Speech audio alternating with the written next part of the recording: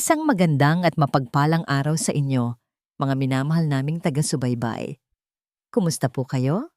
Samahan niyo po akong muli sa isang panibagong paglalakbay ng puso, isang kwentong sasalamin sa mga sakripisyo, pagsubok, at pag-asang bumubuo sa buhay ng bawat Pilipino. Sabi nila, ang mga pangarap daw ang nagbibigay sa atin ng lakas upang bumangon sa araw-araw. Pero paano kung ang mismong pangarap na buong puso mong itinataguyod para sa iyong pamilya? Ang siya palang unti-unting sisira dito. Halina't pakinggan natin ang kwento ni Lino. Ang nagbabagang araw sa gitnang silangan ay parang isang halimaw na walang awa. Bawat sinag nito ay tila latigong humahaplos sa balat ni Lino na basang-basa na ng pawis habang mahigpit siyang nakakapit sa scaffolding na kinatatayuan. Mula sa ibaba, ang ingay ng construction site ay nakabibingi. Ngunit sa isipan ni Lino, iisang tunog lang ang paulit-ulit niyang naririnig. Isang tunog na parang isang panalangin. 1,000,000. 1,000,000 kada buwan. Biglang umikot ang kanyang paningin. Ang init, ang pagod, at ang kulang sa tulog ay sabay-sabay na naniningil. Napapikit siya nang mariin ng maramdaman ang pagkahilo. Ang mga kamay niyang kanina'y bakal sa kapit ay unti-unting nanghina. Ito na ba yon? Ito na ba ang katapusan ng lahat ng pangarap niya? Ngunit sa gitna ng kadilimang gumuguhit sa kanyang isipan, isang imahe ang biglang suminag. Isang maliit na mukha, may biloy sa pisngi at mga matang kumikinang sa tuwa. Ang nangiti ng kanyang anak na si Sinag, kasabay ng alaalang yon, isang malakas na puwersa ang muling bumuhay sa kanyang kalamnan. Humigpit muli ang kapit niya sa bakal. Huminga siya ng malalim, nilalabanan ang pagod. Hindi pa, bulong niya sa sarili. Ang boses ay halos hindi marinig sa gitna ng ingay. Hindi pa ako pwedeng sumuko para sa kanila, para kay Hiraya, para kay Sinag. Ang lahat ng ito ay para sa kanila. Ilang oras pa ang lumipas bago natapos ang kanilang trabaho. Pagod na kinalagan ni Lino ang kanyang safety harness at halos gumapang pabalik sa kanilang masikip na barracks. Habang ang mga kasamahan niya ay naghahanda ng magpahinga, kinuha ni Lino ang kanyang luma at basag na cellphone. Ito ang pinakamahalaga niyang pag-aari. Ito ang bintana niya pabalik sa Pilipinas. Sa bayan ng Pag-asa Bato, sa loob ng isang malaki at bagong pinturang bahay, tumunog ang isang mamahaling cellphone. Mabilis itong sinagot ni Hiraya. "Hello, mahal?" "Mahal," sagot ni Lino. At sa simpleng salitang iyon, tila nabura ang lahat ng pagod sa kanyang katawan. "Kamusta kayo? Kamusta si Sinag?" "Okay naman kami dito," sabi ni Hiraya. Ang boses ay malambing, ngunit may kung anong lamig na hindi maipaliwanag. Inilibot niya ang tingin sa sala, ang bagong sofa, ang flat screen TV, ang aircon na nagbibigay ng ginhawa. Lahat ng yon ay bunga ng pagod ng lalaking nasa kabilang linya. "Katatanggap ko lang ng padala mo kanina." "Lino, sigurado ka ba dito? Sobrang laki nito." "Siyempre mahal. Pangako ay pangako." May pagmamalaking sabi ni Lino. "Nakuha ko na rin yung bonus na matagal ko nang inaasahan. Malapit na, Hira. Malapit na nating mabili yung lupa sa tabi ng ilog. Makakapagpatayo na tayo ng bahay na pinapangarap natin." Ngumiti si Hiraya. Isang pilit na ngiti na hindi naman nakikita ni Lino. Nakakatuwa namang isipin. Mag-iingat ka palagi dyan, ha? Huwag mong pababayaan ang sarili mo. "Oo naman. Para sa inyo. Ipakita mo nga sa akin si Sinag. Namimiss ko na ang pilyo na yon." "Ay nako, mahal." Mabilis na sagot ni Hiraya. "Tulog na siya eh. Alam mo naman, maaga pa ang pasok bukas." Tumango si Lino. Kahit pa may kaunting kirot sa kanyang dibdib. Gabi-gabi na lang, tila laging may dahilan para hindi niya makausap ang anak. Pero pinawi niya ang pagdududa. Pagod lang siguro siya. "Sige mahal, pakisabi na lang mahal na mahal ko siya. Kayo pareho. Sige na, magpahinga ka na. Ikaw din, Lino. Mahal din kita. Pagkatapos ng tawag, ibinaba ni Hiraya ang cellphone. Ang ngiti sa kanyang labi ay unti-unting naglaho, napalitan ng isang pamilyar na anino ng kalungkutan. Tumingin siya sa paligid ng malaking bahay. Maganda, maluwag, malamig, at higit sa lahat, napakatahimik. Ang katahimikang yon ay parang isang kaaway na bumubulong sa kanya gabi-gabi.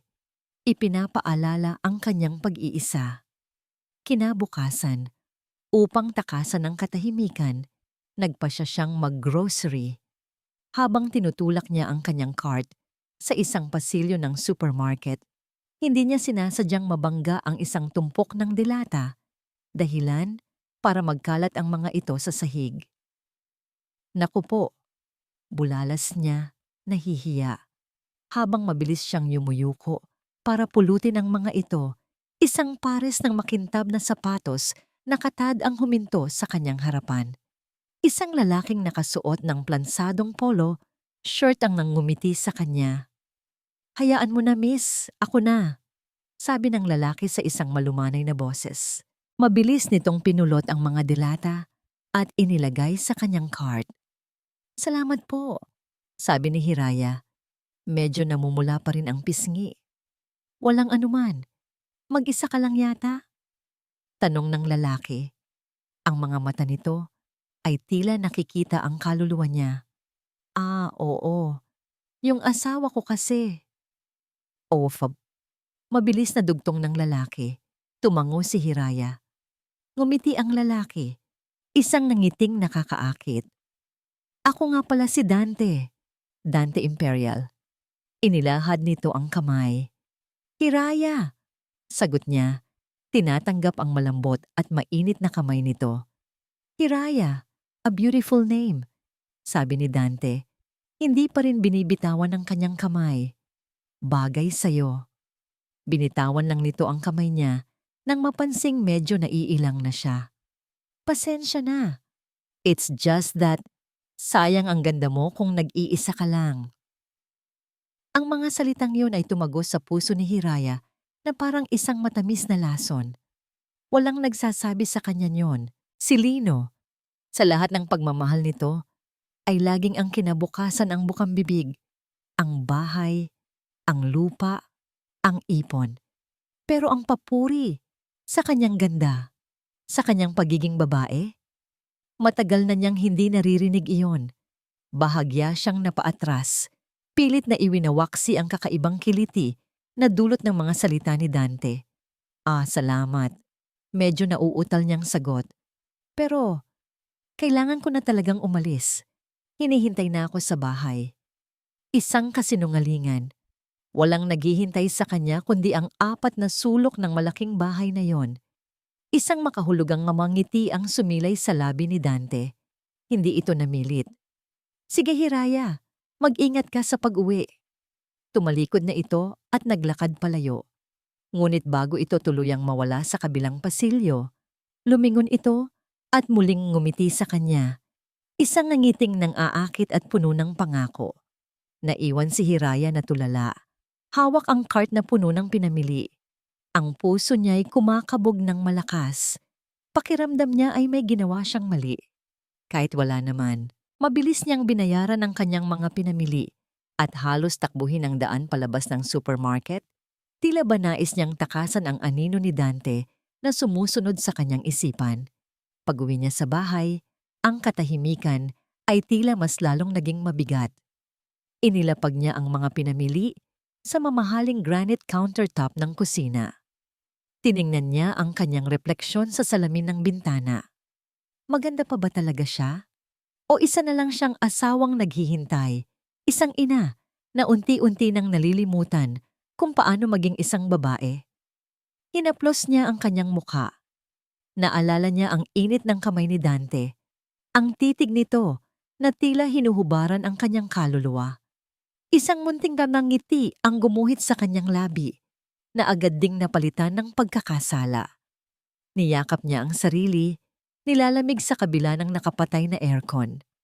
Nang gabing iyon, habang siya'y nakahiga sa malawak nilang kama, isang kama na dapat sanay para sa dalawa, biglang umilaw ang kanyang cellphone sa ibabaw ng bedside table. Isang notification ng text message. Kinabahan siya. Iniisip na baka si Lino yon. Tumatawag para mangamusta. Pero hindi pamilyar ang numero. Dahan-dahan niyang binuksan ang mensahe.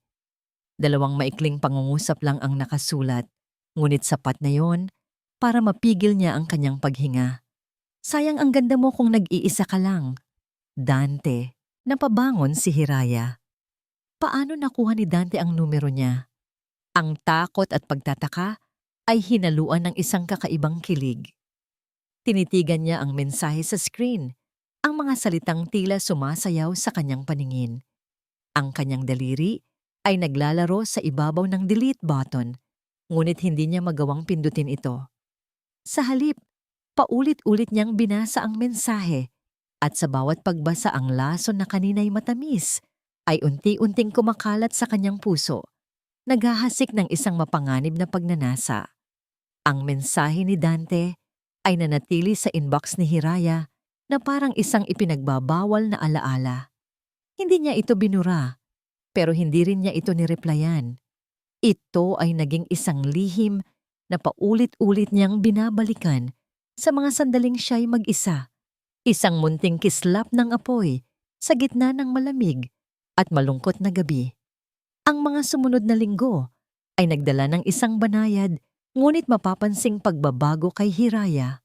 Ang perang ipinapadala ni Lino, na dati maingat niyang ibinabudget para sa mga bayarin at ipon, ay nagsimulang dumaloy sa ibang mga bagay. Nagsimula siya sa mga damit, mga sapatos na may tatak, at mga mamahaling pabango. Bawat pagbili ay parang isang maliit na rebelyon laban sa pagkainip. Isang paraan upang punan ang puwang sa kanyang puso ng mga bagay na nahahawakan at nakikita. Ang bahay na dating simple at malinis ay napuno ng mga bagong muebles at palamuti. Bawat sulok ay sumisigaw ng karangyaan, ngunit para kay Hiraya, ang lahat ng yon ay nagsisilbi lang na pampalakas ng loob. Tinitingnan niya ang kanyang sarili sa salamin, suot ang bagong bestida, amoy ang bagong pabango, at sinusubukan niyang kumbinsihin ang sarili na siya ay masaya, na sapat na ang lahat ng ito. Isang hapon, habang siya'y nag-aayos ng mga bagong kurtina, tumunog ang kanyang telepono. Isang hindi pamilyar na numero, ngunit sa pagkakataong ito, may kung anong kaba sa kanyang dibdib na nagsasabing kilala niya kung sino ito. "Hello!" sagot niya. Pilit pinapakalma ang boses. "Hiraya," malambing na tugon mula sa kabilang linya. "Si Dante ito. Sana'y hindi ako nakakaabala." Napahigpit ang hawak ni Hiraya sa telepono. "Dante, paano mo?" "Hindi na mahalaga yon," putol nito. "Tumawag ako dahil may naisip ako. Alam kong malaki ang ipinapadala sa'yo ng asawa mo. Baka gusto mong pag-usapan natin kung paano mo mapapalago ang perang yan. Isang maliit na business proposal. Manlilibre ako ng tanghalian." Ang alok ay tila propesyonal at walang mali siya. Ngunit alam ni Hiraya sa kaibuturan ng kanyang puso na hindi lang ito tungkol sa negosyo. Ito ay isang paanyaya, isang tukso na nakabalot sa magagalang na salita. "Hindi ko alam. Baka abala ka." Pagdadahilan niya. "Hindi ako magiging abala para sa'yo," malambing na sagot ni Dante. "Bukas, sa isang restaurant sa bayan. Hihintayin kita." Bago pa man siya makatanggi, ibinaba na ni Dante ang tawag. Naiwan si Hiraya na tuliro. Ang isang bahagi niya ay sumisigaw na huwag pumunta, na ito ay isang pagkakamali. Ngunit ang isa pang bahagi, ang bahaging uhaw sa atensyon at pagbabago, ay bumubulong na wala namang masama sa isang tanghalian. Kinabukasan, natagpuan niya ang sarili sa harap ng isang eleganteng restaurant, isang lugar na dati sa mga pelikula niya lang nakikita. Suot niya ang pinakamaganda niyang bestida. Huminga siya ng malalim at pumasok sa loob. Nakita niya agad si Dante Sa isang mesa sa may bintana, nakangiti na ito na tila alam na darating siya. Ang tanghalian ay nagsimula sa usapang negosyo, ngunit mabilis itong napunta sa mga personal na bagay. Tinanong siya ni Dante tungkol sa kanyang mga pangarap bago siya ikasal, sa mga bagay na gusto niyang gawin para sa sarili. Mga tanong na matagal nang walang nagtatanong sa kanya. Sa bawat sagot niya, si Dante ay taimtim na nakikinig. Ang mga mata nito ay hindi umaalis sa kanya. Ipinaparamdam sa kanya na siya ang pinakamahalagang tao sa buong mundo. Alam mo, Hiraya, sabi ni Dante habang inilalagay ang panyo sa mesa. Isang malaking sakripisyo ang ginagawa ng asawa mo. Pero isang malaking sakripisyo rin ang ginagawa mo sa paghihintay. Nararapat lang na suklian mo ang sarili mo paminsan-minsan. Ang mga salita ni Dante ay parang balsamong humaplos sa kanyang mga sugat na hindi niya alam na meron pala siya. Pakiramdam niya, sa wakas, may isang taong nakakaintindi sa kanya. Ngunit ang langit na ipinatikim sa kanya ni Dante ay biglang gumuho nang makatanggap siya ng isang tawag mula sa eskwelahan ni Sinag. Mrs. Salazar, kailangan po kayong pumunta dito sa opisina ng prinsipal, agad-agad po. Nagpaalam siya kay Dante na puno ng pag-aalala. Pagdating niya sa eskwelahan, naabutan niya ang guro ni Sinag na naghihintay, baka sa mukha nito ang pagkadismaya. Huli na si Hiraya ng halos 1 oras. Ginang Salazar, simula ng guro. Ilang beses na po naming sinubukan kayong tawagan. Si Sinag po, nasangkot na naman sa gulo. Nakipagsuntukan na naman po siya.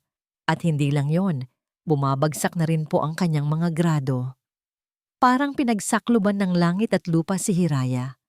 Ang lahat ng karangyaan at panandaliang saya ay biglang naglaho, napalitan ng isang matinding sampal ng katotohanan. Bakit hindi niya sinasabi sa akin? Mahinang tanong ni Hiraya. Sinubukan po ba ninyong tanungin, ma'am? Seryosong sabi ng guro. Madalas po siyang nag-iisa. Laging wala sa sarili. Kailangan po niya ng gabay. Ginang Salazar. Kailangan niya ng atensyon mula sa kanyang mga magulang. Nahihiya at hindi alam ang sasabihin. Ang unang pumasok sa isip ni Hiraya ay ang solusyon na natutunan niya mula sa sitwasyon nila ni Lino. Pera. Pasensya na po, sabi niya habang kinukuha ang kanyang pitaka. Magbabayad na lang po ako para sa anumang nasira. Kung kailangan niya ng tutor, kukuha ako ng pinakamagaling. Huwag po kayong mag-alala. Tiningnan siya ng guro na may halong awa at pagkadismaya. Hindi po pera ang solusyon dito, ma'am. Oras po ninyo ang kailangan niya. Ang mga salitang iyon ay tumama kay Hiraya, ngunit mabilis niyang isinantabi ang sakit. Umuwi siyang gulong-gulo ang isip. Sinalubong siya ni Sinag na may pasa sa gilid ng labi, ngunit hindi man lang ito tumingin sa kanya at dumiretso sa kanyang kwarto. Kinagabihan, muling tumawag si Dante. Kamusta? Nabalitaan ko ang nangyari. Gusto mo bang ilabas ang sama ng loob mo? Sa pagkakataong yon, hindi na siya nag-atubili. Kailangan niya ng makakausap. Sinundo siya ni Dante at dinala sa isang tahimik na lugar kung saan matatanaw ang mga ilaw ng buong bayan. Doon, ibinuhos niya ang lahat. Ang kalungkutan, ang pagkakasala, ang pakiramdam na nag-iisa siya sa lahat ng problema. Niyakap siya ni Dante, isang yakap na nagbibigay ng ginhawa na matagal na niyang hinahanap. Hindi mo kasalanan to, Hiraya. Bulong nito. Ginagawa mo ang lahat ng makakaya mo. Habang pauwi, sa loob ng sasakyan ni Dante, ang hangin ay napuno ng isang tensyon na halos nahahawakan. Huminto sila sa tapat ng bahay ni Hiraya.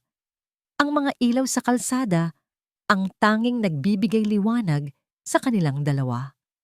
Walang nagsasalita. Dahan-dahang inilapit ni Dante ang kanyang mukha. Nakita ni Hiraya ang sariling refleksyon sa mga mata nito. Nakikita niya ang isang babaeng nalulunod, naghahanap ng kahit anong makakapitan. Dante, hindi pwede. Halos pabulong niyang sabi. Isang huling mahinang pagtutol, Ngunit huli na ang lahat. Ang mga labi ni Dante ay marahan ng dumampi sa kanya. Sa una, ito'y magaan at nag-aalangan, ngunit nang hindi siya pumalag, lumalim ang halik. Ito ay isang halik na puno ng lahat ng kanyang pinipigilang emosyon. Ang pangungulila, ang pagnanasa, ang paghahanap ng kalinga. Ipinikit niya ang kanyang mga mata at isinuko ang sarili. Sa sandaling iyon, ganap na ipinagkanulo ang pangako niya kay Lino. Nang sila'y maghiwalay, pareho silang habol ang hininga. Ang katahimikan sa loob ng sasakyan ay mas matindi pa kaysa dati. Mabilis na binuksan ni Hiraya ang pinto at bumaba. Hindi man lang lumingon. Pumasok siya sa loob ng bahay, nanginginig ang buong katawan. Ang lasa ng labi ni Dante ay naroon pa rin. Sumandal siya sa pinto. Ang puso'y dumadagundong sa halo-halong kilig at matinding pagkakasala. At sa mismong sandaling iyon, umilaw ang kanyang telepono sa ibabaw ng mesa. Isang video call, ang pangalan at nakangiting litrato ni Lino ang lumitaw sa screen. Napatigil sa paghinga si Hiraya. Ang kanyang mundo ay biglang gumuho. Sa labas, narinig niya ang papalayong tunog ng sasakyan ni Dante. Sa kanyang harapan, ang tumatawag na mukha ng kanyang asawa. Ang kanyang mga kamay ay nanginginig.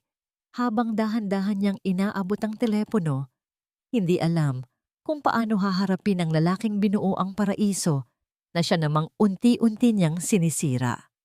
Malayo sa marangyang buhay na tinatamasa ni Hiraya, sa isang luma at halos nakalimutan ng sementeryo sa kabilang bayan, nakatayo si Dante Imperial sa harap ng isang puntod na kupas na ang mga letra. Ang hangin ay malamig, dala ang amoy ng lupa at nalantang mga bulaklak. Hinaplos niya ang pangalang nakaukit sa lapida. Ricardo Imperial, ang kanyang ama. Isang mapait na ngiti ang gumuhit sa mga labi ni Dante. Itay, bulong niya. Ang boses ay puno ng pait, na tanging siya lang ang nakakarinig. Natatandaan ko pa po ang araw na yon. Ang araw na bumalik kayong luhaan, dala ang balitang naisahan kayo sa maliit na negosyong sinimulan ninyo. Isang kontratista. Isang baguhang nagngangalang Lino Salazar. Napatiimbagang si Dante, ang ala-ala ay sariwa pa rin, parang kahapon lang nangyari. Ang kanilang maliit na hardware supply, ang pundasyon ng kanilang mga pangarap, ay gumuho dahil sa isang kontratang hindi nabayaran, sa isang pangakong napako. Ang kanyang ama ay hindi na nakabangon mula sa pagkakadapa na yon. Ang kahihiyan at pagkalugi ay unti-unting kumain sa kanyang kalusugan. Pinangako ko sa inyo noon, Tay, patuloy niya, na balang araw, babawiin ko ang lahat. Hindi lang ang pera, babawiin ko ang dignidad na ninakaw sa inyo. Tumingala siya sa kulimlim na langit. Ang Salazar na yon, akala niya bayani siya sa pag-a-abroad, nagpapadala ng milyones, nagtatayo ng paraiso para sa kanyang pamilya. Hindi niya alam, ang paraisong yon, ako mismo ang magiging ahas na sisira nito. Kinuha niya ang kanyang telepono. Panahon na para itanim ang lason, hindi mapakali si Hiraya. Ang halik, ang video call, ang dalawang pangyayari ay paulit-ulit na naglalaro sa kanyang isipan. Sa tuwing kausap niya si Lino sa telepono, ang bawat mahal kita nito ay parang isang sundang na tumatarak sa kanyang dibdib. Ang pagkakasala ay isang mabigat na kumot na bumabalot sa kanya, umaga hanggang gabi. Dahil dito, mas lalo siyang naging sunod-sunuran sa mga maliliit na hiling ni Dante. Isang text message dito, isang maikling tawag doon. Bawat pakikipag-usap ay isang paraan para maibsan ang kanyang konsensya. Sinasabi sa sarili na pagkakaibigan lang naman ito. Isang araw, muling nagkita sila ni Dante sa isang coffee shop. Sa pagkakataong ito, may dala itong isang leather briefcase. Mukha siyang seryoso at profesional. Hiraya, Simula nito, alam kong nababagabag ka sa sitwasyon ng pamilya mo, lalo na kay Sinag. Napayo ko si Hiraya. Hindi ko na alam ang gagawin ko, Dante. May paraan, sabi ni Dante. Ang boses ay puno ng kumpiyansa. Inilabas nito ang mga dokumento mula sa briefcase, mga papel na may mga chart, mga numero, at logo ng isang kumpanyang tinatawag na Imperial Prime Holdings. Ano to? Tanong niya. Isang investment opportunity, paliwanag ni Dante. Isang real estate development. Ang perang ipinapadala ni Lino, imbes na natutulog lang sa bangko o nauubos sa mga luho, pwede nating palaguin. Imagine, Hiraya, kung ang 1,000,000 niya ay magiging 2 o 3 sa loob lang ng ilang buwan. Napakunot noo si Hiraya. Pero, delikado yan. Pera yon ni Lino. Exactly. Madiin na sabi ni Dante at tinitigan siya nito ng diretso sa mata. Pera yon ni Lino na pinaghirapan niya sa ilalim ng araw. Hindi ba mas magandang gamitin yon sa paraan na makakatulong sa kanya? Para mas mabilis siyang makauwi. Para hindi na niya kailangang magtiis doon. Para magkaroon na siya ng sapat na oras para kay Sinag. Ang bawat salita ni Dante ay tila isang susi na bumubukas sa bawat kandado ng kanyang pangamba at pagkakasala. Ang ideya na mapapauwi niya si Lino ng mas maaga, iyon ang perpektong panubos sa kanyang kasalanan. Iyon ang paraan para itama ang lahat. Tingnan mo, sabi ni Dante, itinuturo ang mga numero sa papel. Guaranteed returns. Ako mismo ang bahala. Ang kailangan ko lang ay ang tiwala mo. Ang salitang tiwala ay nagdulot ng kirot sa puso ni Hiraya. Tiwalang matagal na niyang sinira. Nag-alinlangan siya. Ngunit hinawakan ni Dante ang kanyang kamay sa ibabaw ng mesa. Ang init ng palad nito ay pamilyar at mapanganib. Gawin mo to para sa pamilya ninyo. Bulong nito. Ang boses ay tila isang hipnotismo. Gawin mo to para matapos na ang paghihintay ninyong lahat. Ito ang magiging sikreto nating dalawa. Isang magandang sorpresa para kay Lino. Ang ideya ng isang magandang sorpresa ang tuluyang nagpabagsak sa kanyang mga pader. Sa isip niya, hindi ito pagtataksil. Ito ay pagtulong. Ito ay pagmamahal. Isang baluktot na luhika na pilit niyang pinaniniwalaan. Kinabukasan, nanginginig ang buong katawan ni Hiraya habang nakaharap sa online banking app sa kanyang telepono. Nakaupo siya sa sala, sa sofang binili, gamit ang pera ni Lino. Ang halagang ililipat niya ay hindi lang isang buwang padala, kundi isang malaking bahagi ng naipon nilang pera. Ang perang para sana sa lupa, sa bahay, sa kinabukasan ni Sinag. Ang daliri niya ay nag-hover sa confirm transfer button. Sa kanyang isipan, nakikita niya ang mukha ni Lino, pagod, ngunit laging nakangiti. Pagkatapos ay nakikita niya ang mukha ni Dante, puno ng pangako at katiyakan, para mas mabilis siyang makauwi. Para sa pamilya namin. Ipinikit niya ang kanyang mga mata at pinindot ang button. Isang sandali ng katahimikan. Pagkatapos ay isang notification ang lumitaw sa screen. Transaction successful. Parang isang malakas na sampal ang tumama sa kanya. Isang malamig na pawis ang tumagaktak sa kanyang noo. Nagawa niya. Wala nang bawian. Ang pakiramdam ay hindi ginhawa, kundi isang matinding takot na tila kumakain sa kanyang kalamnan. Napahawak siya sa kanyang dibdib, hirap huminga. Nagsimulang mamuo ang mga luha sa kanyang mga mata. Luha ng takot, ng pagsisisi, nang hindi na malaman kung ano ang tama at mali. Ma? Isang maliit na boses ang bumasag sa katahimikan. Napalingon si Hiraya. Nakatayo sa may pintuan ng sala si Sinag. Yakap ang kanyang bola. Nakatingin sa kanya ng may pagtataka. Nakita nito ang mga luha sa kanyang mga mata. Ma, ulit ng bata. Ang boses ay puno ng inosenteng pag-aalala. Bakit ka umiiyak? Sa disyerto, ang oras ay tila gumagalaw sa ibang paraan. Para kay Lino, ang bawat araw ay isang walang katapusang pag-ulit ng mabibigat na trabaho sa ilalim ng araw. At ang bawat gabi ay isang maikling pahinga na puno ng pananabik para sa isang tawag. Ang mga video call nila ni Hiraya ang nagsisilbing gasolina sa kanyang pagod na katawan at kaluluwa. Ito ang kanyang gantimpala, ang kanyang koneksyon sa mundong pinagsisikapan niyang bigyan ng magandang buhay. Ngunit sa mga nagdaang linggo, kahit ang munting gantimpalang yon ay nagsimulang magbago. Ang dating mahahabang kwentuhan nila ni Hiraya ay naging maiikli at tila laging minamadali. Ang mga sagot nito ay naging matipid. Kung dati sabik na sabik itong ibalita ang bawat maliit na detalye tungkol sa araw nila ni Sinag, ngayon ay madalas na itong sumasagot ng, "Wala namang bago. Mahal. Pareho pa rin." Isang gabi, pagod na pagod si Lino, ngunit pinilit niyang manatiling gising.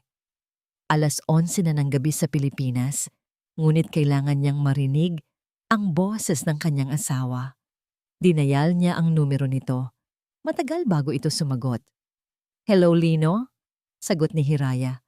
Ang boses ay tila nagulat at medyo hinihingal. "Mahal, kararating ko lang sa barracks. Kamusta?" Sabi ni Lino, sinisikap na pasiglahin ang boses. Mabuti naman," sagot ni Hiraya. Ngunit sa likuran, hindi ang karaniwang katahimikan ng kanilang bahay ang narinig ni Lino. May maririnig siyang tugtog, isang malamyos na kanta, at ang mahinang tunog ng mga basong nag-uumpugan. At pagkatapos, isang boses ng lalaki, hindi malinaw, isang halakhak lang, ngunit sapat na para manindig ang balahibo ni Lino. "Nasaan ka, mahal? May bisita ka ba?" Tanong ni Lino. Biglang nawala ang kanyang pagod at napalitan ng kaba. "Ha?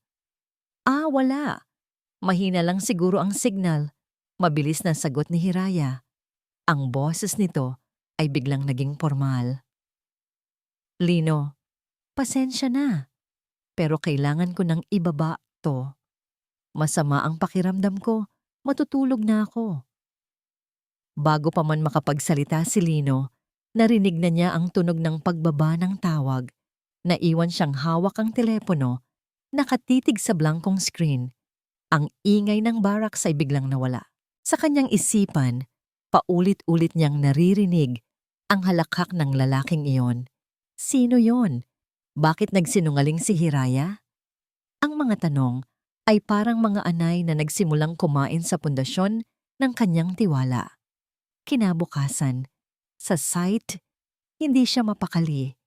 Bawat pagbuhat niya ng bakal, bawat pagpukpok ng martilyo, ay sinasabayan ng pagtibok ng kanyang dibdib na puno ng pag-aalala. Sa oras ng pahinga, habang kumakain sila ng pananghalian, lumapit sa kanya ang isa sa mga kasamahan niyang Pilipino, si Mang Tonyo. "Lino, pare." Bati nito. Ipinapakita ang screen ng cellphone nito. "Tingnan mo to. Asawa mo ba to? Nakita ko lang sa social media. Pinost ng pinsan ko. Ang ganda ng porma, sosyal." Kinuha ni Lino ang telepono. Ang kanyang puso ay tila huminto sa pagtibok. Nasa litrato nga si Hiraya. Nakaupo ito sa isang mamahaling restaurant, nakasuot ng eleganteng bestida na hindi pa niya nakikita dati. Nakangiti ito, hawak ang isang kopita ng alak. Ang ganda-ganda nito, parang isang bituin. Ngunit habang tinititigan niya ang larawan, isang malamig na takot ang gumapang sa kanyang sikmura. Hindi dahil sa maganda ito o nasa mamahaling lugar, kundi dahil sa kung sino ang wala sa litrato. Wala si Sinag. "Kailan to, Mang Tonyo?" Tanong ni Lino. Pilit na pinapakalma ang boses. "Nung 1 linggo pa yata." "Pare, bakit? Wala naman," sabi ni Lino. Ibinabalik ang telepono. Ngumiti siya ng pilit. "Nagse-celebrate lang siguro." Pero sa loob-loob niya, ang pagdududa ay isa ng malaking halimaw. Ang magandang damit, ang alak, ang restaurant, at ang pagsisinungaling ni Hiraya sa telepono kagabi. Nagdugtong-dugtong ang lahat sa kanyang isipan. Hindi na siya nakatiis. Kinagabihan, muli siyang tumawag. Sa pagkakataong ito, sinagot agad ni Hiraya. Naghanda si Lino. Hindi niya babanggitin ang litrato o ang narinig niya. Ibang paraan ang gagawin niya. Mahal, kamusta na ang pag-aaral ni Sinag? Tanong niya sa kaswal na tono. Mataas pa rin ba ang mga grado ng champion ko? Isang saglit na katahimikan ang sumunod sa kabilang linya. Pagkatapos ay isang masayang tawa mula kay Hiraya. Oo naman, mahal. Alam mo naman yung anak mo, masipag yun. Okay na okay siya sa eskwela. Huwag mo siyang alalahanin. At doon, sa kasinungalingang yun, gumuho ang mundo ni Lino. Dahil 2 araw pa lang ang nakalipas, tumawag sa kanya ang kanyang kapatid na babae. Nag-aalala. Ibinalita nito na may nakapagsabi ritong nasuspinde si Sinag sa klase dahil sa pakikipag-away. Binaliwala niya iyon noon. Inisip na chismis lang. Ngunit ngayong direkta ng nagsinungaling si Hiraya, alam na niyang totoo ang lahat. Pagkatapos ng tawag, naupo si Lino sa gilid ng kanyang kama sa gitna ng dilim. Napatingin siya sa kanyang mga kamay, magaspang, kalyo at pagod. Ang mga kamay na nagtayo ng bahay nagpadala ng milyones at sumuporta sa lahat ng luho ni Hiraya. Para saan? Para pagsinungalingan siya? Para pabayaan ang kanilang nag-iisang anak? Isang desisyon ang nabuo sa kanyang puso. Isang desisyon na dulot ng takot, pag-aalala, at isang nagbabagang pangangailangan na malaman ang katotohanan. Hindi na siya pwedeng maghintay. Hindi na siya pwedeng maging isang anino na lang sa kabilang panig ng mundo. Binuksan niya ang kanyang luma at mabagal na laptop. Naghahanap siya ng mga flight pauwi sa Pilipinas. Hindi niya ito sasabihin kay Hiraya. Gusto niyang umuwi ng walang nakakaalam. Gusto niyang bigyan sila ng sorpresa. Habang tinitingnan niya ang mga petsa sa screen, isang malamig na determinasyon ang pumuno sa kanyang pagkatao. Nahanap niya ang isang flight na aalis sa susunod na linggo. Nanginginig ang kanyang kamay habang inililipat ang cursor ng mouse. Pinindot niya ang book flight button. Ang isang linggo ay parang isang taon para kay Lino. Bawat araw na lumilipas, mas lalo siyang kinakabahan at nasasabik. Nagpaalam siya sa kanyang foreman. Nagsinungaling na may biglaang family emergency. Sa kanyang mga kasamahan, sinabi niyang uuwi na siya for good, kaya't nagkaroon pa sila ng munting salyo-salo. Sa lahat ng ito, si Hiraya ay walang kamalay-malay. Sa kanilang huling pag-uusap sa telepono, pinanatili ni Lino ang kanyang boses na kalmado at normal. Kahit pa ang kanyang puso ay halos lumabas na sa kanyang dibdib. Ang biyahe sa eroplano ay hindi niya halos naramdaman. Ang kanyang isip ay lumilipad. Nauuna pa sa eroplano, pabalik sa bayan ng Pag-asa Bato. Paulit-ulit niyang inilalarawan sa kanyang isipan ang sandali ng kanilang pagkikita.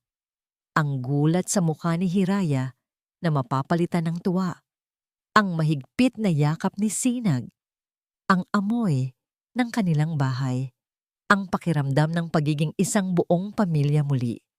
Sa kanyang bagahe, maingat na nakabalot ang isang laruang robot, ang pinakabagong modelo na matagal nang hinihiling ni Sinag sa kanya.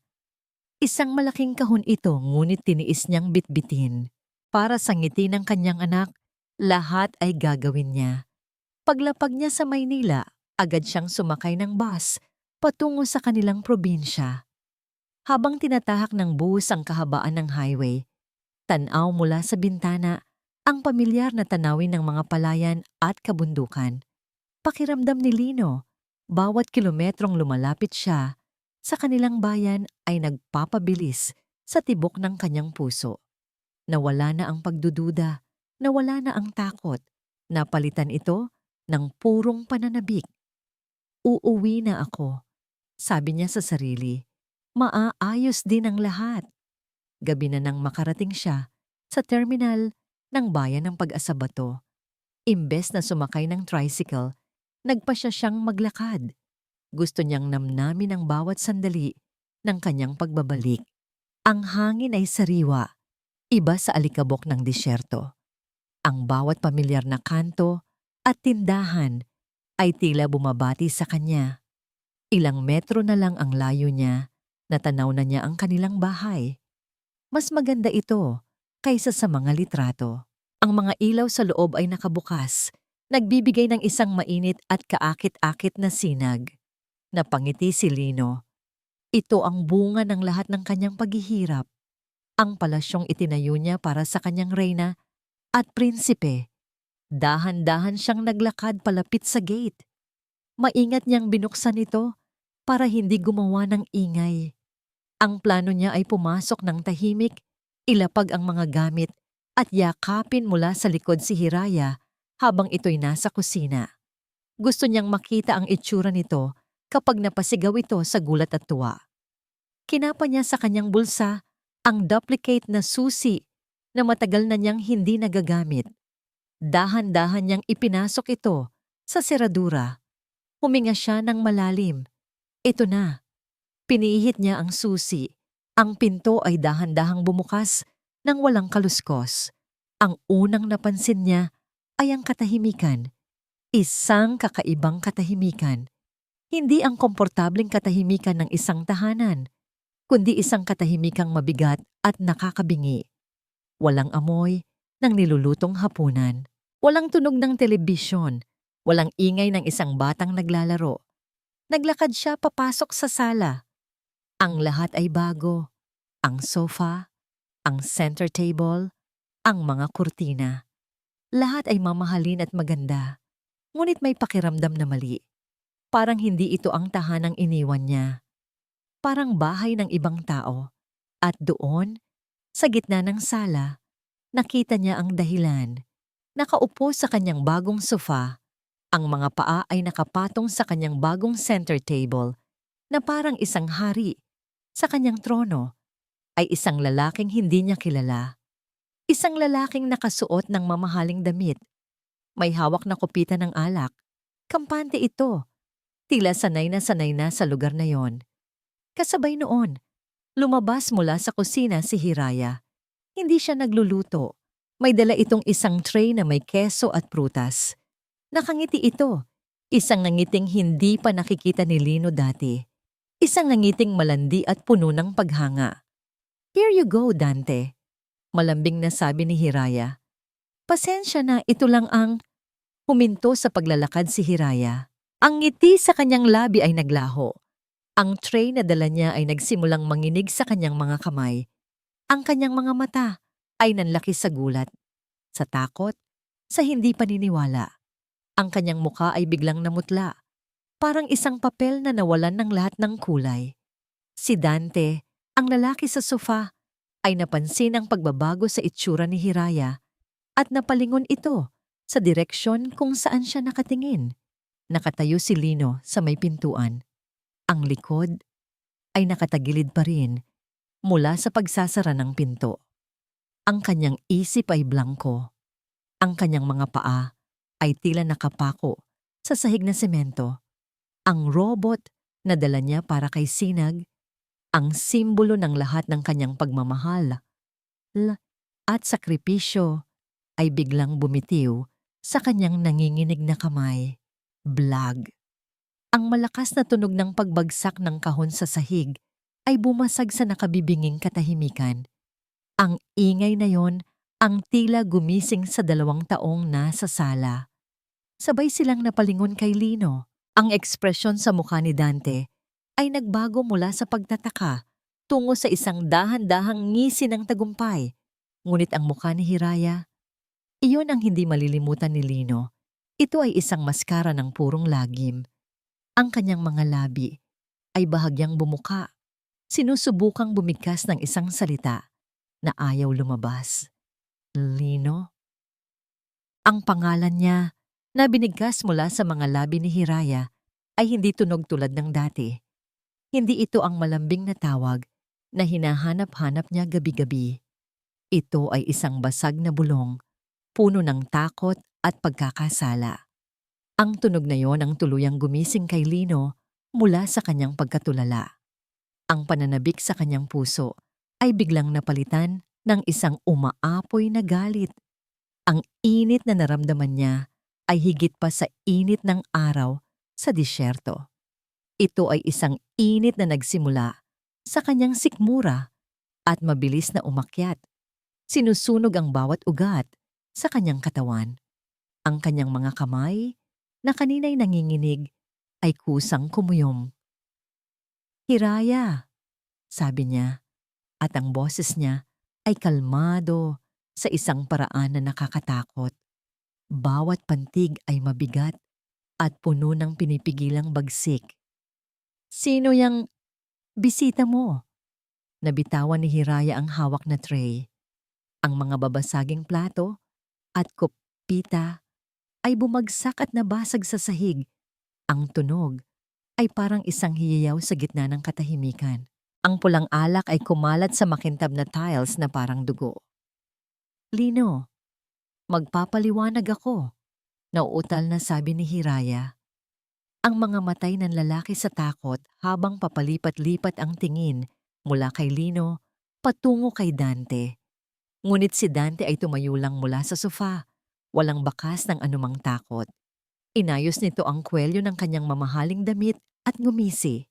Isang ngising mapang-asar at puno ng pagwawagi. "Huwag ka nang mag-abala, Hiraya," sabi ni Dante sa isang kampanteng tono. "Ako na ang magpapakilala, Dante Imperial. At hindi ako bisita. Mas madalas pa yata ako dito kaysa sa may-ari ng bahay."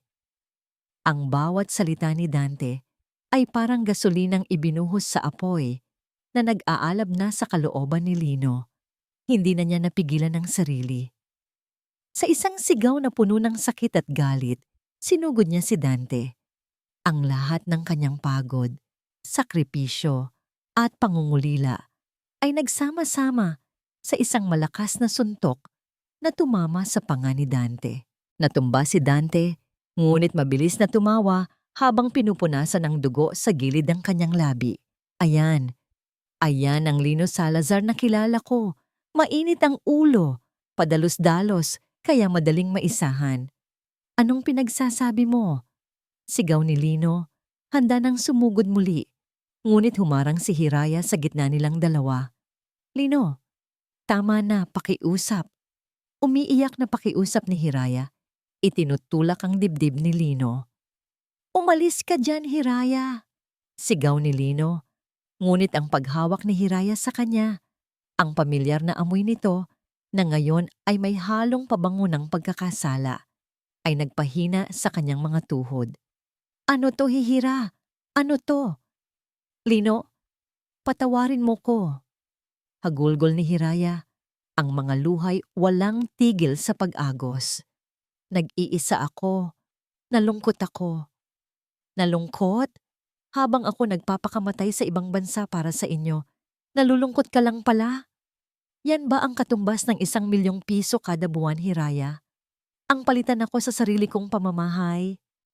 Ang boses ni Lino ay basag na, pinaghalong galit at pighati. Ngunit ang pinakamasakit na suntok ay hindi pa dumarating. "Hindi lang yan ang pinalit niya sa'yo, Salazar," sabi ni Dante habang dahan-dahang tumatayo. Ang ngisi ay mas lalong lumawak. "Itanong mo sa kanya kung nasaan na ang ipon ninyo. Ang perang para sana sa lupa. Ang perang para sa kinabukasan ng anak mo." Napalingon si Lino kay Hiraya. Ang itsura sa mukha ng kanyang asawa ay sapat ng sagot.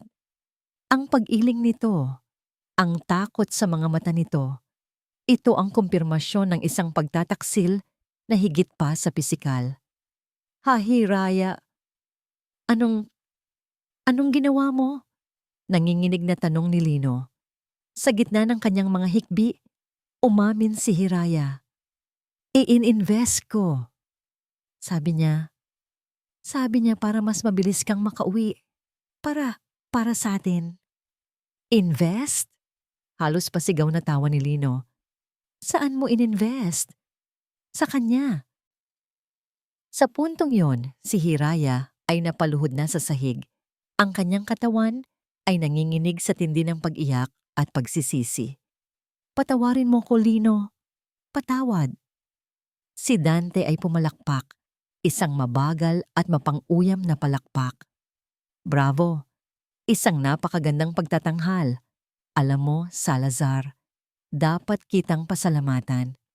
Dahil sa'yo, natutunan ko ang pinakamahalagang leksyon sa negosyo na itinuro mo sa tatay ko noon. Huwag kang magtitiwala kahit kanino. Anong kinalaman ng tatay ko dito? Gulat na tanong ni Lino.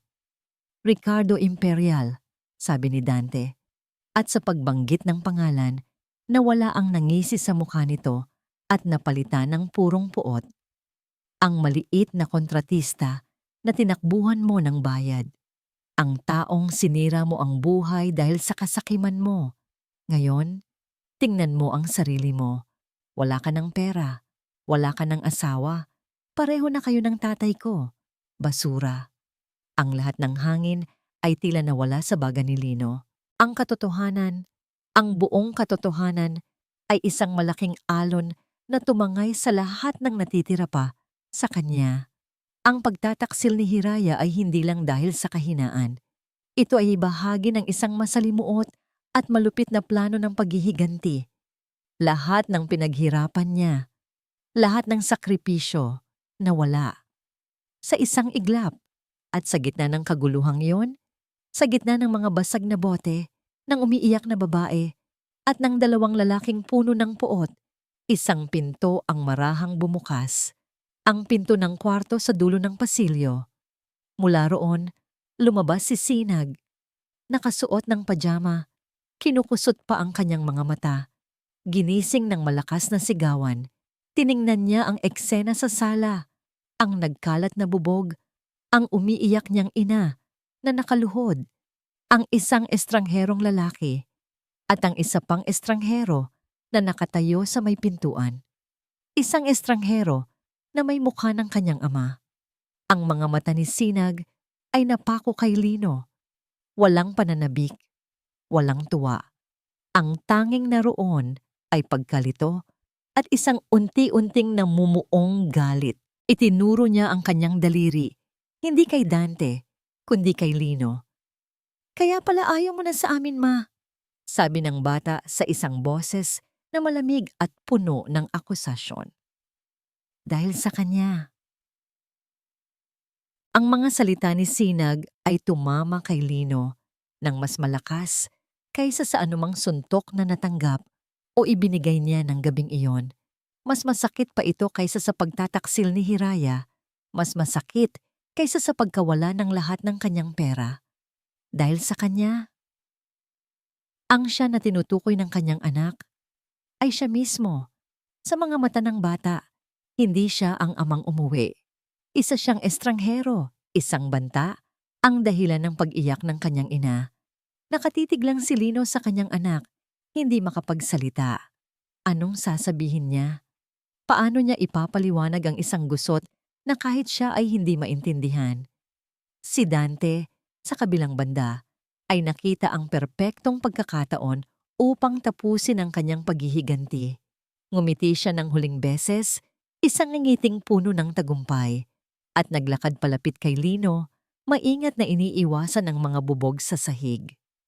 Mukhang tapos na ang usapan dito, sabi ni Dante sa isang mahinang boses, sapat lang para marinig ni Lino. Nakuha ko na ang gusto ko, ang pera at ang pamilya mo. Magsama kayong mag-ama. Tinapik pa nito ang balikat ni Lino. Bago ito tuluyang lumabas ng pinto, isinasara ito ng marahan na parang pag-aari niya ang bahay. Nang mawala si Dante, ang natira na lang sa sala ay ang tatlong nasirang tao. Si Hiraya na patuloy sa paghagulgol sa sahig. Si Sinag na nakatayo sa may pintuan ng kwarto. Ang mga matay matalas na nakatitig kay Lino na may halong galit at pagtataka. At si Lino na nakatayo sa gitna ng lahat, parang isang estatwang binuhusan ng lahat ng sakit sa mundo. Anak, Dahan-dahang sinubukan ni Lino na humakbang palapit kay Sinag. "Huwag kang lalapit." Mabilis na sigaw ni Sinag at kasabay noon ay umatras ito papasok sa kanyang kwarto at malakas na isinara ang pinto. Ang kalabog ng pinto ay isa na namang dagok sa puso ni Lino. Naiwan siyang nakatitig sa saradong pinto. Ang pinto ng kwarto ng sarili niyang anak. Isang pader na gawa sa kahoy, ngunit para sa kanya, ito'y isang pader na gawa sa mga taon ng kanyang pagkawala. Ang mga sumunod na oras ay lumipas na parang isang masamang panaginip. Si Hiraya, sa wakas, ay tumahan. Dahan-dahan itong tumayo, ang muka ay namumugto at walang anumang emosyon. Hindi ito tumingin kay Lino. Naglakad ito papunta sa kanilang master's bedroom at nagsimulang mag-impake ng mga gamit sa isang maleta. Hindi siya pinigilan ni Lino. Wala na siyang lakas. Wala nang mga salitang gustong lumabas sa kanyang bibig. Naupo lang siya sa sahig, sa gitna ng mga nabasag na bubog, katabi ng laruang robot na hindi na niya maibibigay. Pagkatapos ng halos isang oras, lumabas si Hiraya mula sa kwarto. Hila-hila ang isang maliit na maleta. Sa wakas, tiningnan niya si Lino, ngunit ang mga mata nito ay malamig at walang buhay. "Wala na akong mukhang ihaharap sa inyo," sabi ni Hiraya sa isang boses na paos at walang emosyon. "Wala na akong karapatang manatili dito. Alis na ako, Lino." Hindi sumagot si Lino. Ano pa ba ang sasabihin niya? "Patawad," huling sinabi ni Hiraya bago ito tuluyang lumabas ng pinto. Iniwan ang susi ng bahay sa ibabaw ng mesa. Ang bahay na sabay nilang pinangarap ay siya na ngayong mag-isang iiwan. Nang sumunod na umaga, ang sikat ng araw ay pumasok sa mga bintana. Nagbibigay liwanag sa lahat ng kalat at pinsala mula sa nagdaang gabi. Bumangon si Lino. Ang kanyang katawan ay masakit, ngunit mas masakit ang kanyang kalooban. Nagsimula siyang maglinis. Pinulot niya ang bawat piraso ng nabasag na salamin, bawat patak ng natuyong alak. Sinusubukang alisin ang anumang bakas ng bangungot. Pagkatapos, kumatok siya sa pinto ng kwarto ni Sinag. Walang sumasagot. "Sinag, anak, mag-usap tayo." Pakiusap ni Lino. Katahimikan. "Gutom ka na ba? Lulutuan kita ng almusal." Subok niya ulit. Katahimikan pa rin. Binuksan ni Lino ang pinto. Ang kwarto ni Sinag ay madilim at magulo. Ang mga damit ay nakakalat sa sahig. Ang mga aklat ay hindi nakaayos. Sa isang pader, nakadikit ang mga poster ng mga rock band na may itsurang galit sa mundo. Ito ang mundo ng kanyang anak. Isang mundong hindi niya kilala. Nakita niya si Sinag na nakahiga sa kama, nakatalukbong ng kumot, nakaharap sa pader. "Anak, umalis ka." Mahinang sagot ni Sinag. Hindi pa rin lumilingon. "Sinag, ako to. Ang papa mo." Biglang bumangon si Sinag at hinarap siya. Ang mga mata ng bata ay namumula. Hindi dahil sa pag-iyak, kundi dahil sa galit. "Papa, saan ka nung kailangan kita? Saan ka nung laging nag-iisa si Mama? Saan ka nung laging wala akong kasama sa recognition day? Nasa telepono ka lang.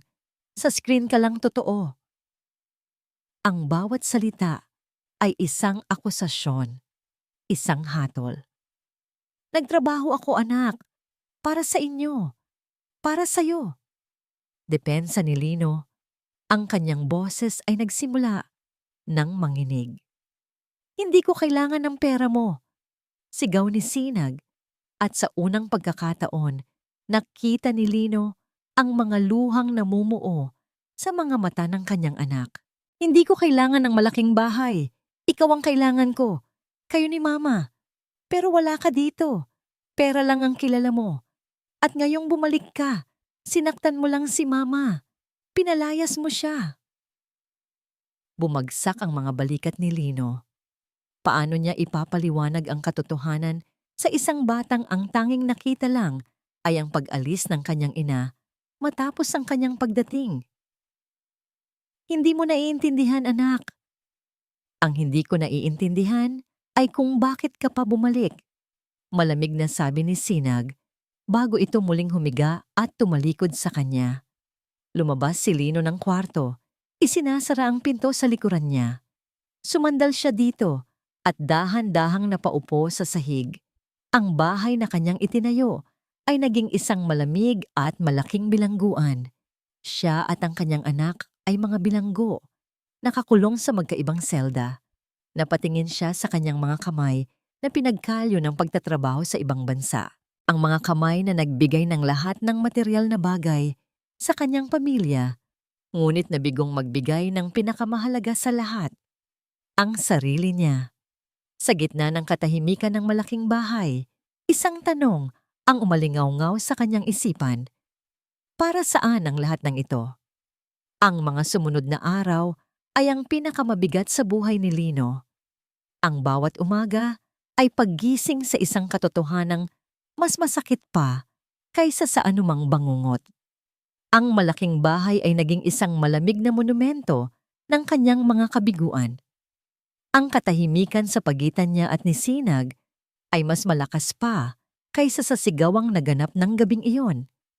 Si Sinag ay pumapasok sa eskwela nang hindi nagpapaalam at umuuwi ng dumidiretso sa kanyang kwarto. Ang pagkain na inihahanda ni Lino ay madalas na hindi nito ginagalaw. Para silang dalawang estranghero na napilitang magsama sa iisang bubong, pinaghihiwalay ng isang pader ng sakit at hindi pagkakaunawaan. Isang gabi, hindi na natiis ni Lino. Umupo siya sa sala, sa dilim, at tinitigan ang kanyang refleksyon sa blankong screen ng telebisyon. Nakita niya ang isang taong pagod, talunan, at nawawala. Naalala niya ang kanyang sarili sa disyerto. Malakas, determinado, may isang malinaw na layunin, ang magpadala ng 1,000,000. Napangiti siya ng mapait. Nakamit niya ang layuning iyon, ngunit sa proseso, nawala sa kanya ang mismong dahilan kung bakit siya nagsimula. Nagkamali siya. Sa pag-amin ng katotohanan iyon, isang bagay ang nagbago sa loob ni Lino. Hindi ito biglaan.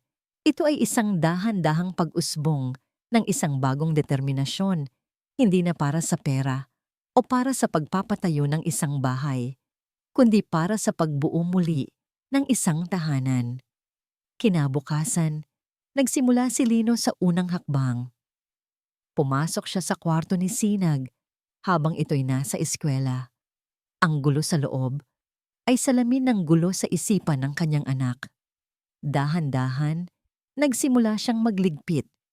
Hindi niya itinapon ang mga poster ng rock band sa pader. Sa halip maingat niya itong inayos, idinikit ng pantay-pantay. Inayos niya ang mga aklat sa istante, tiniklop ang mga damit na nakakalat, at pinalitan ng bedsheet. Hindi niya binago ang mundo ni Sinag. Inayos lang niya ito, isang tahimik na mensahe na narito siya. Hindi para manghimasok, kundi para magbigay ng kaayusan. Ang pangalawang hakbang ay mas mahirap. Tiningnan niya ang lahat ng mamahaling gamit sa bahay, ang sofa, ang TV, ang mga palamuti. Ang lahat ng yun ay nabili gamit ang perang ipinadala niya, ngunit nabahiran na ng kasinungalingan at pagtataksil. Isa-isa, ibinenta niya ang mga ito sa mas mababang halaga. Ang natirang pera ay itinabi niya sa isang sobre para sa pag-aaral ni Sinag. Ang bahay ay unti-unting nabakante, nawala ang karangyaan, ngunit tila mas gumaan ang pakiramdam sa loob. Ngayon, kailangan niya ng trabaho. Ang pagiging isang bigating OFW ay wala ng kwenta sa kanilang maliit na bayan. Walang tumitingin sa kanyang resume mula sa Middle East. Kailangan niyang magsimula sa simula. Nilunok niya ang kanyang pride, ang kanyang alta presyon bilang isang taong dating kumikita ng milyon. Naglakad siya papunta sa isang construction site sa kabilang baryo, ang parehong uri ng lugar na iniwan niya sa Pilipinas para sa mas malaking pangarap. "Kailangan niyo po ba ng mason o karpintero, sir?" Tanong niya sa foreman na kayuko. Tiningnan siya ng foreman mula ulo hanggang paa. "Kaya mo pa ba ang trabahong ito?" Mukhang sanay ka na sa aircon. Kaya po, sir, sagot ni Lino. Ang boses ay matatag. Kailangan ko po ng trabaho. Kahit ano po, tatanggapin ko. Nagsimula si Lino bilang isang ordinaryong construction worker. Ang dating nagpapadala ng milyon ay ngayon kumikita na lang ng ilang daang piso sa isang araw. Ang balita ay mabilis na kumalat sa kanilang bayan. Ang dating bayani ng Pag-asa-Bato ay naging sentro ng tsismis. Sayang, sabi ng ilan. Kawawa naman, sabi ng iba. Mayabang kasi, bulong ng iilan. Hindi sila pinansin ni Lino. Ang mahalaga sa kanya ay ang may maiuwi siyang pagkain sa kanilang mesa. Isang gabi, nagluto si Lino ng simpleng adobo. Inihain niya ito sa kanilang maliit na lamesa sa kusina.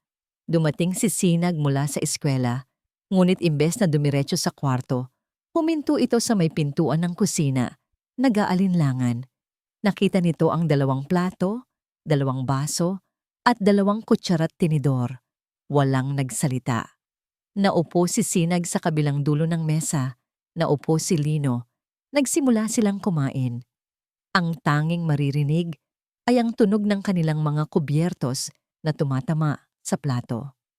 Ngunit sa ilalim ng katahimikang yon, mayroong isang bagay na nabago. Sa unang pagkakataon mula noong gabing iyon, sa loob ng maraming araw, sila ay magkasalo sa iisang mesa. Kinabukasan, habang pauwi si Sinag mula sa eskwela, dinaanan niya ang isang shortcut malapit sa construction site. Mula sa malayo natanaw niya ang isang pamilyar na figura, isang lalaking payat. Mas maitim na ngayon dahil sa sikat ng araw. Buhat-buhat ang isang mabigat na sako ng semento. Ang kanyang damit ay marumi. Ang kanyang muka ay puno ng pawis. Tumigil si Sinag sa paglalakad. Pinanood niya ang kanyang ama. Nakita niyang huminto ito saglit, sumandal sa pader, at huminga ng malalim. Halatang pagod na pagod. Ngunit pagkatapos ng ilang sandali, muli nitong pinasa ng sako at nagpatuloy sa paglalakad. Walang nakakakita kay Sinag sa kinatatayuan niya. Nakatayo lang siya roon, pinapanood ang lalaking dati niyang kinasusuklaman. Ngunit ngayon, sa pagkakita niya sa hirap at pagtitiis nito, isang kakaibang emosyon ang nagsimulang mamuo sa kanyang dibdib. Hindi ito awa. Hindi rin ito pagmamahal. Ito ay isang bagay na bago. Isang bagay na hindi pa niya naramdaman dati. Isang bagay na parang respeto. Ang imahe ng kanyang ama na nagbubuhat ng semento ay hindi na naalis sa isipan ni Sinag. Ang dating galit na namumuo sa kanyang dibdib sa tuwing nakikita niya si Lino ay unti-unting napapalitan ng isang nakakabagabag na pagkalito. Ang estranghero sa kanilang bahay ay hindi na lang isang anino ng nakaraan. Isa na itong taong nakikita niyang napapagod, nasasaktan, at nagsisikap. Nagsimula siyang magmasid, hindi nang hayagan, kundi mula sa mga sulok ng kanyang mga mata, mula sa siwang ng pinto ng kanyang kwarto. Napansin niya kung paano gumigising si Lino bago pa man tumilaok ang manok para lang maipagluto siya ng almusal. Isang almusal na madalas ay hindi pa rin niya ginagalaw, ngunit laging nakahain sa mesa. Nakikita niya kung paano ito umuuwi sa gabi, pagod na pagod.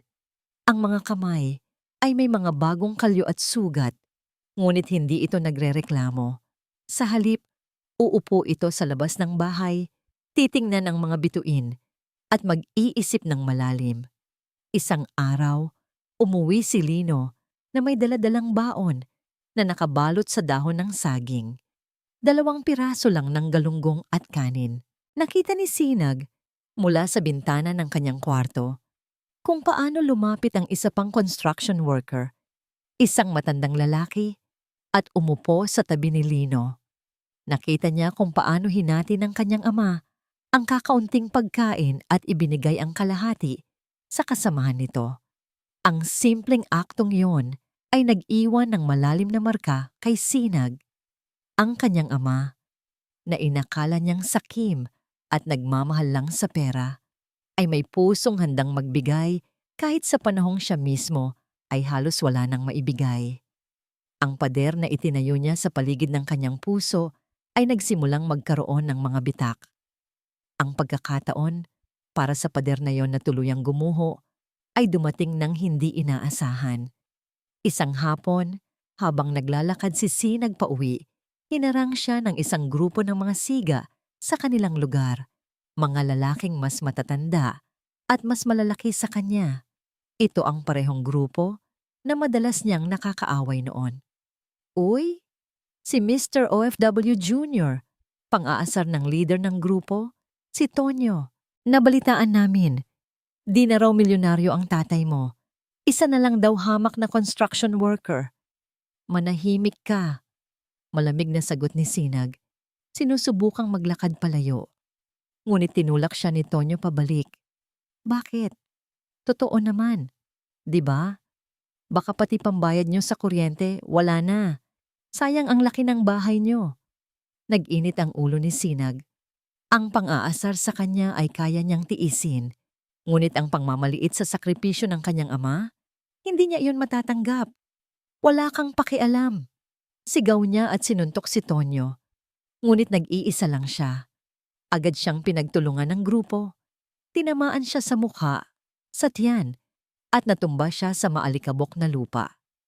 Habang nakahiga, pinagsisipa siya ng mga ito. Wala siyang magawa kundi protektahan ang kanyang ulo gamit ang kanyang mga braso. Tama na yan. Isang malakas na sigaw ang pumunit sa hangin. Isang sigaw na puno ng awtoridad at galit. Napahinto ang mga lalaki. Nakatayo sa di kalayuan si Lino. Ang damit niya'y puno pa rin ng alikabok mula sa trabaho. Ang mga matay nag-aalab na parang mga baga. Hindi siya tumakbo. Naglakad siya palapit. Ang bawat hakbang ay mabigat at may determinasyon. Subukan ninyong saktan ulit ang anak ko, sabi ni Lino sa isang boses na mahinahon ngunit may bigat na parang bakal. At ako mismo ang haharapin ninyo. Nagkatinginan ang mga siga. Nakita nila ang determinasyon sa mga mata ni Lino. Hindi ito ang titig ng isang talunang tao. Ito ang titig ng isang ama na handang pumatay para sa kanyang anak. Walang imik, isa-isa silang umatras at mabilis na naglakad palayo. Dali-daling lumuhod si Lino sa tabi ni Sinag. Hinawakan niya ang balikat ng kanyang anak. Sinag, ayos ka lang? May masakit ba sa'yo? Tumingin si Sinag sa kanyang ama. Ang mukha ni Lino ay puno ng pag-aalala, isang emosyon na matagal na niyang hindi nakikita ng malapitan. Inalalayan siya ni Lino na tumayo. Habang naglalakad sila pauwi, walang nagsasalita. Ngunit ang braso ni Lino na nakaakbay sa kanyang balikat ay sapat na. Pagdating sa bahay, kumuha si Lino ng maliit na palanggana, ng maligamgam na tubig at isang malinis na bimpo. Pinaupo niya si Sinag sa sopa at dahan-dahang ginamot ang mga sugat at pasa sa mukha nito. Bawat dampi ng bimpo ay magaan at maingat. Habang ginagamot siya, hindi napigilan ni Sinag na titigan ng kanyang ama. Nakita niya ang mga bagong guhit sa mukha nito, ang mga puting buhok na nagsisimula nang sumulpot sa gilid ng kanyang sentido. Nakita niya ang pagod, nakita niya ang pagsisisi, at sa unang pagkakataon, nakita niya ang pagmamahal, hindi sa screen ng telepono, kundi sa isang tunay na haplos. Nang matapos si Lino, tumayo na sana ito para iligpit ang mga gamit, ngunit pinigilan siya ng isang mahinang boses. Sorry, date. Napahinto si Lino. Dahan-dahan siyang lumingon. Nakayuko si Sinag. Ang mga balikat nito ay nanginginig. Kasalanan ko. Lagi na lang kitang binibigyan ng problema. Halos pabulong na sabi ni Sinag. Ang boses ay basag. Ang dalawang salitang iyon, sorry ate, ay ang pinakamagandang musikang narinig ni Lino sa buong buhay niya. Mas matamis pa kaysa sa tunog ng cash machine sa remittance center. Mas mahalaga pa kaysa sa 1 milyong piso. Lumapit si Lino at umupo sa tabi ng kanyang anak. Hindi siya nagsalita. Sa halip, ginawa niya ang isang bagay na dapat ay matagal na niyang ginawa. Niyakap niya si Sinag. Sa una, nanigas ang katawan ng bata. Ngunit ilang sandali lang, naramdaman ni Lino ang mga kamay ni Sinag na dahan-dahang gumanti ng yakap sa kanyang likod. At doon, sa gitna ng kanilang basag na tahanan, sa gitna ng lahat ng sakit at pagkakamali, ang mag-ama ay sabay na umiyak. Mga luha ng sakit, ng pagsisisi, at higit sa lahat, ng pagpapatawad. Ang pader sa pagitan nila ay tuluyan ng gumuho. Ang yakap na yon sa pagitan ng mag-ama ang naging simula ng lahat. Hindi nito binura ang sakit ng nakaraan, ngunit binuksan nito ang pinto para sa isang bagong umaga. Ilang buwan ang lumipas. Ang malaki at dating malamig na bahay ay unti-unti nang napupuno ng mga bagong alaala. Ang katahimikan ay napalitan na ng mga tunog ng buhay. Ang tunog ng martilyo habang magkasamang nagkukumpuni ng sirang upuan, sina Lino at Sinag. Ang kanilang tawanan habang nag-aaral magluto ng sinaing na hindi sunog. Ang kanilang mga kwentuhan sa ilalim ng mga bituin bago matulog. Si Lino ay nagpatuloy sa kanyang trabaho sa construction. Ngunit ngayon, hindi na ito isang pasanin. Ito ay isang marangal na paraan upang itaguyod ang kanyang anak. Hindi na sa pamamagitan ng milyon-milyon, kundi sa pamamagitan ng pawis at presensya. Si Sinag naman ay nagbago. Ang dating rebelding bata ay naging mas responsable. Pumalik ang sigla niya sa pag-aaral at ang mga grado niyang bumagsak ay unti-unti na namang tumataas. Madalas na siyang sumasama sa kanyang ama sa trabaho tuwing Sabado, hindi para magtrabaho, kundi para lang dalhan ito ng tubig at makipagkwentuhan sa oras ng pahinga. Sa wakas, natagpuan niya ang huwarang matagal na niyang hinahanap, hindi sa isang bayaning nasa malayo, kundi sa isang karaniwang taong nasa kanyang tabi. Isang hapon, habang magkasama silang nag-aayos ng nabaklas na gutters sa bubong, natanaw ni Lino ang isang babaeng naglalakad palapit sa kanilang gate. Nakasuot ito ng simpleng bestida at may daladalang isang maliit na bayong. Pamilyar ang kanyang tindig, ngunit may kung anong pagbabago sa kanya. Bumaba si Lino mula sa hagdan. Si Sinag ay sumunod. Ang mga matay nakatuon din sa paparating na bisita. Huminto ang babae sa labas ng gate, tila nag-aalinlangan. Si Hiraya. Ngunit hindi ito ang Hiraya na iniwan sila. Wala na ang mamahaling alahas at makapal na kolorete sa mukha. Ang kanyang buhok ay simple lang ang pagkakaayos. Ang kanyang mga mata, bagamat may bakas pa rin ng kalungkutan, ay mayroon ng bagong kislap ng kapakumbabaan. Nagkatinginan sina Lino at Sinag, walang nang nagsalita. Si Lino ang unang naglakad palapit at binuksan ang gate. "Hiraya!" Bati niya. Ang boses ay kalmado. "Lino." "Sinag," sabi ni Hiraya. Ang boses ay bahagyang nanginginig. "Kamusta na kayo?" Hindi sumagot si Sinag, ngunit hindi rin ito tumalikod. Nanatili itong nakatayo sa likod ng kanyang ama, nagmamasid. "Ayos lang kami," sagot ni Lino. "Ikaw?" "Nagtatrabaho ako ngayon sa isang karinderya sa kabilang bayan," sabi ni Hiraya. Tumingin siya sa kanyang mga kamay na dati laging malinis at makinis. Ngunit ngayoy may mga bakas na ng pagtatrabaho. "Hindi ako naparito para humingi ng tawad. Alam kong wala pa ako sa lugar para dyan. At lalong hindi ako naparito para makigulo pa sa buhay ninyo." Itinaas niya ang bayong na dala niya. "Nagsahod ako. Ito, para kay Sinag, para sa pag-aaral niya. Alam kong hindi ito malaki pero gusto ko lang tumulong." Tiningnan ni Lino ang sobre na iniaabot ni Hiraya. Pagkatapos ay tiningnan niya si Sinag. Nakita niya sa mga mata ng kanyang anak ang isang tanong. Dahan-dahang lumapit si Sinag. Hindi niya kinuha ang pera. Sa halip, tiningnan niya ang kanyang ina nang diretso sa mga mata. Kumain ka na ba, ma? Tanong ng bata. Ang simpleng tanong na yon ang tuluyang nagpabagsak sa lahat ng pader na pinipilit itayo ni Hiraya. Ang mga luha na matagal na niyang pinipigilan ay muling bumuhos.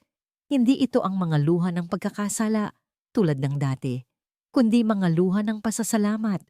Tumango lang siya bilang sagot. Halika, pumasok ka, sabi ni Lino. Kakaluto ko lang ng tinola. Sabay-sabay na tayong mananghalian. Pumasok si Hiraya sa bahay na dati niyang itinuring na paraiso at bilangguan. Ngayon, ito'y isang simpleng tahanan na puno ng mga bakas ng pagbangon. Naupo sila sa maliit na lamesa. Si Lino, si Hiraya at si Sinag. Walang nag-ungkat ng nakaraan. Walang sumbatan. Ang pinag-usapan nila ay mga simpleng bagay. Ang trabaho ni Lino, ang bagong recipe na natutunan ni Hiraya, ang paparating na exam ni Sinag. Sa gitna ng kanilang simpleng pananghalian, sa ilalim ng bubong na kanilang sabay, na binuo, nasira, at ngayon ay unti-unting binubuo muli. Ang tatlong nasirang piraso ng isang pamilya ay nagsimulang maghanap ng kanilang daan pabalik sa isa't isa. Hindi ito ang pagtatapos na parang sa pelikula kung saan ang lahat ay biglang magiging perpekto. Ang mga sugat ay malalim at mangangailangan ng mahabang panahon para tuluyang maghilom. Ngunit sa hapagkainan na yon, mayroong isang bagay na mas mahalaga kaysa sa perpektong pagtatapos. Mayroong pag-asa. Kinahapunan, matapos umalis ni Hiraya na may pangakong dadalaw muli, umakyat sina Lino at Sinag sa isang burol na malapit sa kanilang lugar. May dala silang isang saranggola na sila mismo ang gumawa. Mula sa mga patpat ng kawayan at lumang dyaryo, magkasama nilang pinalipad ito. Habang hinihila ng hangin ang saranggola pataas, tiningnan ni Lino ang kanyang anak. Ang mukha ni Sinag ay nakatingala sa langit. Ang mga matay kumikinang. Ang labi may isang malawak na ngiti. Ito ang nangiting matagal na niyang pinangarap na makita muli. Ang halaga ng 1,000,000. Ang halaga ng isang malaking bahay. Ang halaga ng pagiging bayani sa mata ng iba. Lahat ng yon ay nawala sa kanya. Ngunit habang nakatayo siya sa burol na yon, sa tabi ng kanyang anak, habang pinapanood ang kanilang simpleng saranggola na sumasayaw sa hangin, naintindihan ni Lino ang lahat. Ang tunay na halaga ay hindi pala sa pag-alis at pagpapadala. Ito ay sa pag-uwi. Ito ay sa pagbabalik. At higit sa lahat, ito ay sa pananatili. At dito nagtatapos ang paglalakbay ni Lino, Hiraya at Sinag. Mula sa kaibuturan ng aking puso, nais kong magpasalamat sa inyong walang sawang pagsama sa amin sa bawat kabanata ng kwentong ito. Ang pagsulat nito ay isang emosyonal na paglalakbay din para sa akin. Isang pagninilay-nilay sa mga sakripisyo at pag-ibig na bumubuo sa bawat pamilyang Pilipino, lalo na sa mga pamilyang hinubog ng distansya at pangungulila. Ito ay isang munting pagpupugay sa lahat ng ating mga kababayang OFW na tahimik na tinitiis ang lahat para sa kanilang mga mahal sa buhay. At ito rin ay para sa mga pamilyang buong tapang na naghihintay, nag-aaruga, at nananatiling ilaw ng tahanan. Hangad po namin na, sa pamamagitan ng kwento ni Lino, maipaalala sa ating lahat na ang tunay na yaman ng isang pamilya ay hindi kailanman nasusukat sa anumang halaga o material na bagay. Ito ay matatagpuan sa pag-unawa, sa bigat ng pagpapatawad, at sa simpleng init ng presensya ng isa't isa. Naway baunin natin ang aral na ang pag-asa ay laging matatagpuan at hindi pa huli ang lahat para bumangon at magsimulang muli. Ngayon, nais ko namang marinig ang inyong tinig. Ano ang inyong naramdaman sa paglalakbay na ito? Anong aral ang pinakatumatak sa inyong puso? Ang inyong mga komento ay hindi lamang mga salita. Ito ang nagbibigay buhay at inspirasyon sa aming patuloy na pagkukwento. Muli, maraming salamat po sa inyong pakikinig. Hanggang sa muli nating pagkikita sa panibagong paglalakbay ng puso.